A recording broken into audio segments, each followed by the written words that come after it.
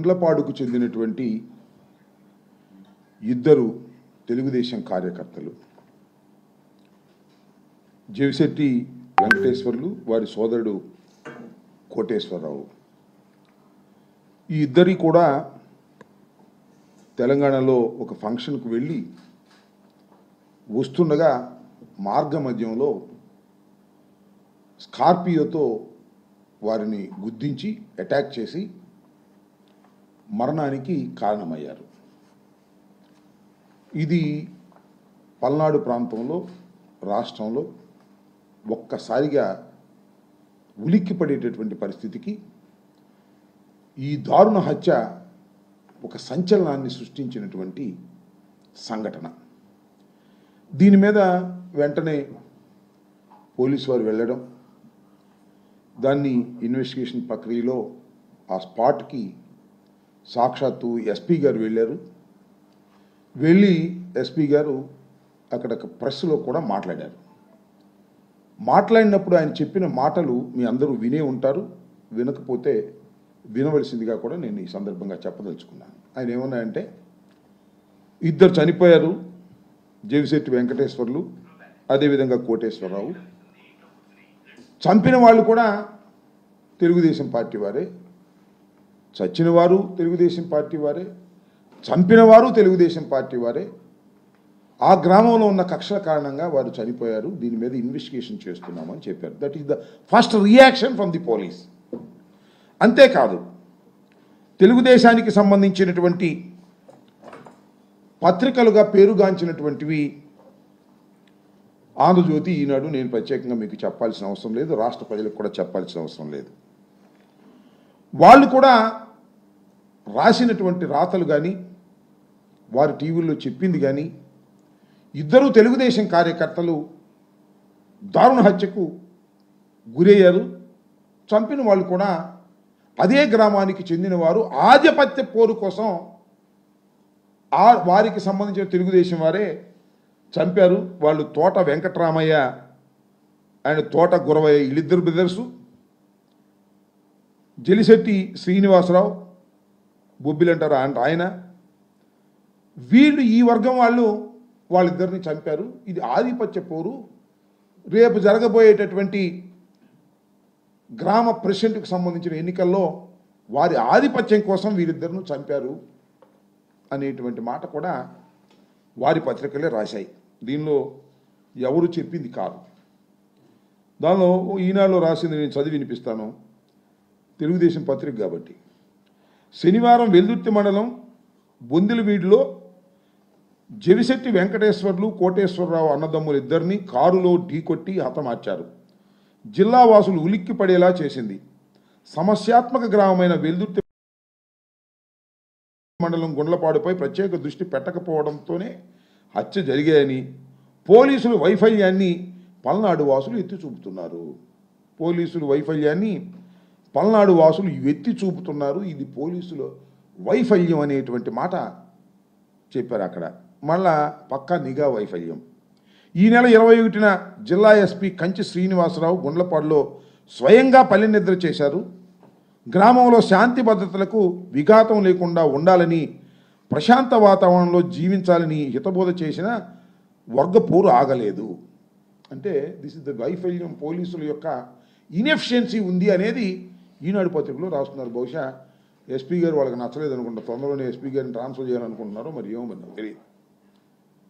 అంటే పోలీసు వైఫల్యం వలన ఇది జరిగాయని చాలా స్పష్టంగా వాళ్ళు చెప్పారు. నేను ఎందుకు ఈ విషయం అంతా చెప్తున్నానంటే చాలా ఆశ్చర్యం.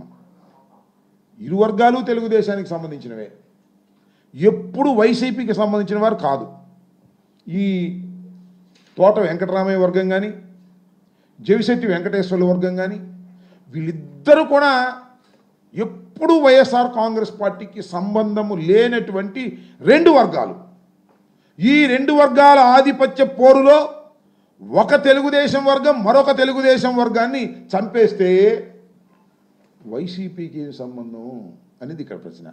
వైసీపీకి సంబంధం ఉందంట. ఈ హత్య కారణం మా పిల్లల రామకృష్ణారెడ్డి, పిన్నెల వెంకటరామిరెడ్డి, వీళ్ళిద్దరూ కారణమట. ఎఫ్ఐఆర్ పెట్టేశారు. రిజిస్టర్ చేసేశారు. ఏంటిది? రాజకీయ కక్ష కాదా అని అడుగుతా ఉన్నా. ఇది ధర్మమా అని అడుగుతా ఉన్నా. నేను చాలా సందర్భాలు చెప్పా, 307 పెట్టేస్తున్నారు, డెడ్ బాడీ లేదు కాబట్టి 307 పెడుతున్నారు, డెడ్ బాడీ దొరికితే 302 పెడతారు అని.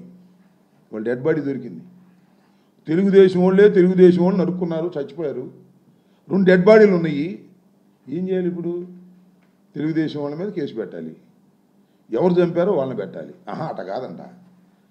రాజకీయ కక్షతో రామకృష్ణారెడ్డి, వెంకటరామిరెడ్డి ఇద్దరు అన్నదమ్ముల్ని కూడా ఈ కేసులో పెట్టాల్సిందే అని పెట్టేశారు. ఎక్కడికి పోతున్నారని ఆలోచించమని మనం చేస్తున్నా. పోలీస్ వ్యవస్థ ఎక్కడికి పోతా ఉంది? పోలీసుల వైఫల్యం అని ఈనాడు రాస్తారు, తెలుగుదేశం వాళ్ళు చెప్తారు.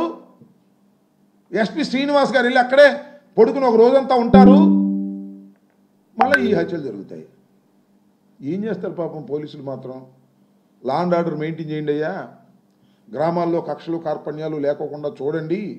ఎవడైనా కక్షలు కార్పణ్యాలు ఉంటే వాళ్ళని తీసుకొచ్చి బైండ్ ఓవర్ చేయండి. బైండ్ ఓవర్ తీసుకొచ్చి వాళ్ళని పోలీస్ స్టేషన్లో కూర్చోబెట్టి కాస్త కౌన్సిలింగ్ చేయండి. అంటే కౌన్సిలింగ్ అంటే వేరే కాదు, చెప్పండి అని చెప్పటలా. ఇప్పుడు లోకేష్ గారు, హోంమంత్రి గారు, చంద్రబాబు నాయుడు గారు ఏం చెబుతున్నారంటే, ఏదైనా కేసు దొరికితే జగన్మోహన్ రెడ్డి గారు మనుషులు పెట్టేయండి, వైసీపీ కార్యకర్తలను పెట్టేయండి. అంతేకాదు, అవసరమైతే కంప్లైంట్ తీసుకుని ఆ వైసీపీ కార్యకర్త ఎవరైనా మరీ విపరీతంగా మాట్లాడుతూ ఉంటే వాడిని తీసుకొచ్చి ఉల్లు ఓనం చేసేయండి, కొట్టేయండి. అంతే, కొట్టేసి కోర్టులో ప్రొడ్యూస్ చేయండి. నేను చూశాం కదా హరికృష్ణ అనే అతన్ని గురజాల కోర్టులో ప్రొడ్యూస్ చేసే ముందు ఇష్టం వచ్చినట్టు కొట్టారు, కాళ్ళు చేతులు వాసిపోయినాయి. మ్యాజిస్ట్రేట్ గారి ముందుకెళ్ళి చెప్పాడు, తర్వాత గుంటూరు జీజీహెచ్కి రిఫర్ చేశారు. సరే, డాక్టర్లను కూడా మేనేజ్ చేసే కార్యక్రమం చేస్తున్నారు పోలీసు వాళ్ళు, అది వేరే విషయం. పోలీసు వాళ్ళ పని ఏమిటంటే వైసీపీ కార్యకర్తల్ని కొట్టడం, వారి మీద కేసులు పెట్టడం, దానిలో ఉక్కిరి బిక్కిరి అవ్వడం తప్ప రెండో పని లేదు. ఇంకా లాండాడు ఎక్కడ కాపాడుతాడు? ఎస్పీ గారును వీళ్ళను. ఇంకో పార్సు చెప్తా, డిఎస్పీ ఉన్నాడు అక్కడ పాపం, ఇప్పుడు లేడు. ఆయన పేరు జగదీష్ అట. ఫస్ట్ రిక్రూట్మెంట్ పాపం, ఫ్రెష్గా వచ్చాడు. ఇంకా పోలీసు లక్షణాలు అలవాటు పడలా. అంటే వీళ్ళు నమస్కారాలు పెట్టడం, పోస్టింగ్ల కోసం వాళ్ళ చుట్టూ వేల్చడం తిరుగుతూ అలవాటు కల. ఫస్ట్ పోస్టింగ్ వచ్చాడు. చంద్రబాబు నాయుడు గారు, హోంమంత్రి గారు, లోకేష్ గారు ఎవరి మీద ఒక తప్పుడు కేసు పెట్టమన్నారు, నేను పెట్టనన్నాడు. సరే, మేం చేస్తే పెట్టవా, తీసాయి అన్నారు. ట్రాన్స్ఫర్ వెళ్ళిపోయి 2 నెలలు అయింది, ఇంకా పోస్టింగ్ లేదు అక్కడ. ఖాళీ ఎంటీ ఖాళీగా ఉంది డిఎస్పీ పోస్టు. ఎవరున్నారు పక్కన? సత్యనపల్లిలో ఉన్నాడు ఒక ఆయన, ఏం చెప్తే చేస్తాడు. ఇవాళ రామకృష్ణారెడ్డిని కేసులో పెట్టమంటే పెడతాడు, లేకపోతే నన్ను పెట్టమంటే పెడతాడు, అది ఈ సాక్షి ఆయన ఉంటే ఆయన పెట్టమంటే పెడతాడు, ఎవరిని పెట్టమంటే ఆయన పెడతాడు. ఆయనకి ఇన్ఛార్జ్ ఇచ్చారు. ఏమిటండి, ఎక్కడికి పోతున్నారు ఇవాళ? నేను అడుగుతా ఉన్నా పోలీస్ వ్యవస్థని. దుర్మార్గం కాకపోతే ఏంటిది? ఇంత దుర్మార్గమైనటువంటి పరిపాలన పోలీసుల్ని పట్టుకొని చేస్తున్నారు. నేను మీకు ఇంకో విషయం చెప్తా, ఆంధ్రజ్యోతిలో కూడా నేను రాశాడు, దేవుని వర్గపోరు, ఒకళ్ళ మీద ఒకళ్ళు ఇది ఇంకొక విషయం కూడా ఇక్కడ చెప్పాలి మీకు. చంద్రయ్య అని అప్పుడప్పుడు తోట చంద్రయ్య అని చంద్రబాబు నాయుడు గారు రంకెలు వేస్తుంటాడు, చూశారుగా. మొన్న ఈ మధ్యన వాళ్ళ అబ్బాయి కూడా ఉద్యోగం ఇప్పించానని తోట చంద్రయ్యని జై జగన్ అనమంటే అనలేదు, జై చంద్రబాబు అన్నాడు, అందుకని చంపేశారు, గొంతు కోసి పారేశారు అన్నాడు. ఇదే గ్రామం ఆ తోట చంద్రయ్యది కూడా. తోట చంద్రయ్య మనుషులే వీళ్ళందరూ కూడా అటు ఇటు. ఏం చేసావయ్యా నువ్వు? నాకు అర్థం కాలేదు. చంద్రబాబు నాయుడు నీ అధికారం కొంచెం సంవత్సరం అయింది కదా, ఈ గ్రామంలో ఫ్యాక్షన్ ఆపగలిగావా? ఈ గ్రామంలో 2 దారుణ హత్యను ఆపగలిగావా? ఆపలేదు. నీ గొడవ నీదే, ఏ కాడకి. నేను ఇంకొక విషయాన్ని కూడా చెప్తా. అక్కడ మర్డర్ జరిగింది కదా, ఆ రోడ్డు మీద వెళ్తూ ఉంటే పాపం వాళ్ళు స్కూటర్ల మీద వస్తుంటే దాన్ని ఢీ కొట్టారు, ఎగిసి అవతల పడారంట పాపం ఇద్దరును. తెలుగుదేశం కార్యకర్తలు గుర్తించి ఎవరిది? తెలుగుదేశం వాళ్ళది. ఇదిగో పోలీసులు పట్టుకున్నారు అక్కడే. నేను ప్రత్యేకంగా చెప్పాల్సిన అవసరం. పోలీసులు వెళ్ళి స్పాట్లో చూశారు. దాని మీద ఏముందో చూసారా? JBR జేబీఆర్ అంటే ఏంటనుకున్నారు? పిన్నెల రామకృష్ణారెడ్డి అంట, జోలకంటి బ్రహ్మారెడ్డి కాదంట. జేబీఆర్ అంటే జోలకంటి బ్రహ్మారెడ్డి కాదట, జేబీఆర్ అంటే పిన్నెల రామకృష్ణారెడ్డి అంట. పోలీసులు చెప్తున్నారు. ఏమయ్యా జేబీఆర్ అని మరి ముందేమో ఉందేమో జేఈ చంద్రబాబు నాయుడు, నేను చూడలేదు కానీ ఇది పత్రికల్లో వచ్చింది, వాట్సాప్లో వచ్చింది. జేబీఆర్ జోలకంటి బ్రహ్మారెడ్డి అని తన అనుచరులు ఇది వేసుకెళ్ళి గుద్ది ఇద్దరిని చంపి దీన్ని వదిలి పారిపోయిస్తే పిన్నెల రామకృష్ణారెడ్డిని వాళ్ళ సోదరుని పెడతారండి. ఏందండి ఇది? నాకు అర్థం కాల. ఎక్కడికి పోతున్నారు అంటున్నా పోలీసు వాళ్ళు. చంద్రబాబు అసలు మీకు మైండ్ ఉందా లేదా అంటున్నా. డెడ్ బాడీ దొరికితే ఎవరిని పెట్టి అని పెట్టేస్తావా? మీలో మీరు కొట్టుకున్నారు. మొన్న ఎక్కడండి ప్రకాశం జిల్లాలో వీరయ్య చౌదరి అంట, వాళ్ళు కొట్టుకున్నారు. సందు దొరకలా, సందుకి ఏమన్నా పెట్టేసేవాడు. ఆ వీరయ్య చౌదరి పాపం చంద్రబాబు గారికి లోకేష్ గారికి బాగా సన్నిహితుడట. ఆయన చంపేశారు పాపం దారుణంగా. పోలీస్ వైఫల్యం ఎంత ఉందో చూడమని చెప్తున్నారు. దారుణ హత్య అది. డైరెక్ట్గా తెలుగుదేశం పార్టీకి చెందినటువంటి వ్యక్తిని ఇంకో తెలుగుదేశం పార్టీ వెళ్ళి చంపేశారు. అసలు మా వాళ్ళు వెళ్ళి భయపడి చచ్చిపోతున్నాం మేము, వాళ్ళ మా కార్యకర్తలందరూ కూడా ఏమి లోపలేస్తారండి, మేము చంపుతామా అంత ధైర్యం ఉందా? ఏంటి law and order utter failure అవుతుంది రాష్ట్రంలో. డెడ్ బాడీ దొరకంగానే ఎవడొకడు పెట్టేయటం వైఎస్ఆర్ కాంగ్రెస్ పార్టీ వాళ్ళు అనేటువంటి ఉద్దేశంతో ఇవాళ చంద్రబాబు నాయుడు గారి ప్రభుత్వం పనిచేయటం చాలా దురదృష్టకరమని ఈ సందర్భంగా నేను చెప్పదలుచుకున్నాను. ఈ జేబీఆర్ని జోలకంటి బ్రహ్మారెడ్డి గారి బ్రాండ్ వేసుకొని జై తెలుగుదేశం అని వెళ్ళినటువంటి కార్యకర్తలు చంపితే వైఎస్ఆర్ కాంగ్రెస్ పార్టీ మీద పెట్టి కక్ష తీర్చుకోవాలనే ప్రయత్నం మీరు చేస్తున్నారు. ఇది సమంజసం కాదని కూడా ఈ సందర్భంగా నేను మనవి చేస్తున్నా. పాపం ఎస్పీ గారికి కూడా పొద్దున్నే 2-3 సార్లు ఫోన్ చేశా. ఆయన పాపం ఫోన్ ఎత్తట్లా. ఫోన్ ఎత్తే మళ్ళీ ఆయనకి ప్రమాదం, ఎందుకు ట్రాన్స్ఫర్ అయిపోతాడా ఆ జగదీష్ అనే డిఎస్పీ లాగా. ఇప్పుడు కూడా నాకు అనుమానమే, ఎందుకంటే అతను కొద్దిగా మంచోడని చెప్పండి, నాకు కూడా ఇబ్బందిగా ఉంది. మంచోడని చెప్తే ట్రాన్స్ఫర్ చేసేస్తారేమోనని.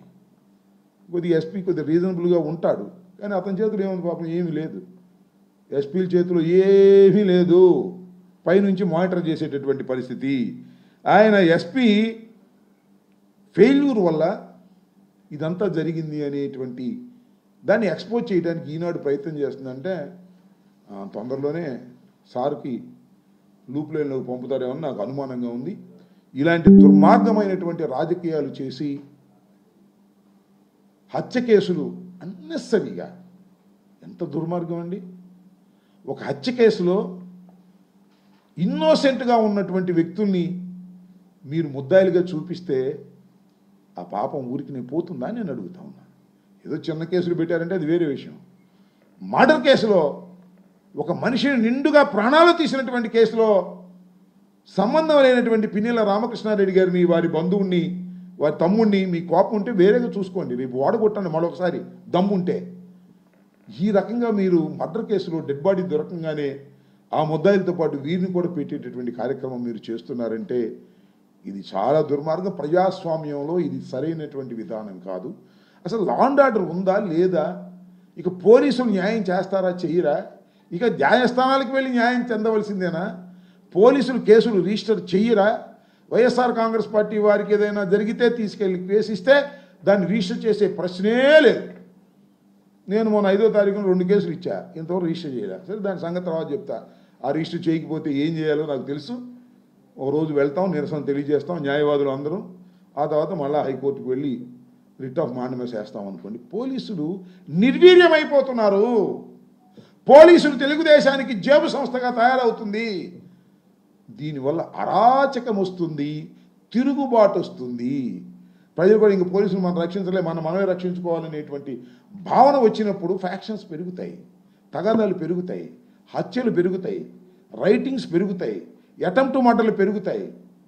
పోలీసులు ఏదో సహాయం చేస్తారంటే కాము కూర్చున్నారు, కానీ పోలీసులు కూడా సహాయం చేయాలంటే మనమే కత్తి కర్రబిచ్చుకు ఎలా చొచ్చిద్దామని అనేటువంటి భావన కలిగే విధంగా వాళ్ళు చేస్తున్నారు.